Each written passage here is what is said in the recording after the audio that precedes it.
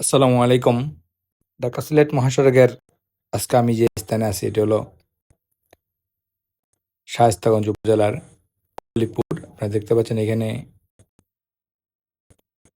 এতদিন পর্যন্ত শুধু রেলের ওই পাশে কাজ চলমান ছিল, কিন্তু এখন পুরাতন মহাসড়ক থেকে সড়কটি আড়াআড়ি কোনাকুনিভাবে যতটুকু জায়গা দরকার ততটুকু জায়গা নেওয়া হয়েছে এবং রাস্তার কাজ চলমান আছে। অবশ্যই কমেন্ট বক্সে বলে যাবেন ভিডিওগুলো আপনাদের কাছে কেমন লাগে। দেশ এবং প্রবাস থেকে যারা দেখবেন সবাইকে অসংখ্য ধন্যবাদ। ভিডিও ধারণ করতে চাই আমি কিন্তু একটি ট্রেন পেয়ে গেলাম, কালনী এক্সপ্রেস। ট্রেনটিও আমি আপনাদেরকে দেখাইলাম।